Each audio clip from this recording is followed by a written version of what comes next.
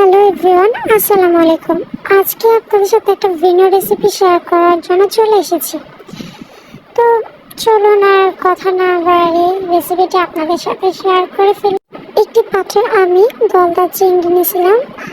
চিংড়িগুলো খুব ভালো মতো করে কেটে পরিষ্কার করে তারপর নিয়েছিলাম। সেখানে আমি পরিমাণ মতো লবণ, মরিচের গুঁড়া আর হলুদের গুঁড়া দিয়ে দিয়েছিলাম। তারপর এগুলো সব কিছু মিশ্রণ একসাথে দেওয়ার পর আমি মাছগুলোকে খুব সুন্দর করে হাতে ভালো মতো মেখে নিয়েছিলাম। মেখে নেওয়ার পর কিছুক্ষণের জন্য রেস্টে রেখে দেবো, যাতে এটা ভাজতে মজার হয় আর অনেক সহজ হয়।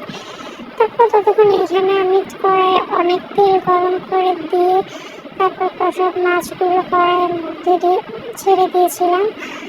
মাছগুলোকে ভালো মতো ভাজার জন্য অবশ্যই আমাদের কড়াইয়ের তেলগুলো অনেক গরম করতে হবে। তা কড়াইয়ের তেল গরম হলে আপনার বুঝে নেব যে মাছটা আর কড়াইতে লেগে যাবে না। তারপর আমার মতো করে এরকম করে নেড়ে প্রত্যেকটা মাছের গায়ে তেলগুলো লাগিয়ে নেবেন, যাতে মাছগুলো এরকম সুন্দরভাবে একটার সাথে আরেকটা না লেগে যায়। তারপর আমি মাছগুলো ভালো মতো ভাজা হয়ে গেলে একটা পাত্রে মাছগুলো উঠিয়ে নিই। দেন আমি সেই একই পাত্রে একই তেলে কিছু পরিমাণ মতো পেঁয়াজ কুচি দিয়ে দিই। দিয়ে পেঁয়াজ কুচির সাথে কিছু সামান্য পরিমাণ লবণ দিয়েছিলাম। পেঁয়াজ ভাজার সময় লবণ দিয়ে দিলে পেঁয়াজটা আর পুড়ে যায় না, পেঁয়াজটা এরকম মচমচা হয়ে ভেজে যায়। তারপর আমি এখানে পানি দিয়ে দিয়েছিলাম, পরিমাণ মতো কিছু পানি দিয়েছিলাম। তারপর এখানে আমি মরিচের গুঁড়া অ্যান্ড হলুদের গুঁড়া দুটো অ্যাড করি। এখানে আমি আর নতুন করে লবণ দিতে যাই না, কারণ আমি যেহেতু পেঁয়াজটা ভাজার সময় লবণ দিতেছিলাম, তাই আর দিই না, দিলে বেশি হয়ে যাবে।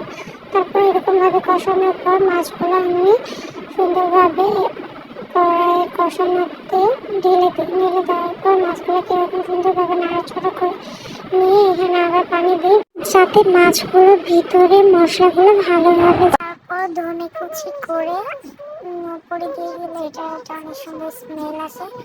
তো ফাইনালি আমার চিংড়ি মালাইকারি করাটা কমপ্লিট। আপনারা দেখে বুঝতে পারতেছেন কতটা সুস্বাদু হয়েছে। বাসার সবাইকে এতটা প্রশংসা করছিল চার বলার বাহিরে। তো আজকে এটুকুই। নেক্সট আরও ভালো ভালো রেসিপি করা দেখার জন্য আমার চ্যানেলটিকে সাবস্ক্রাইব করুন। Thank you.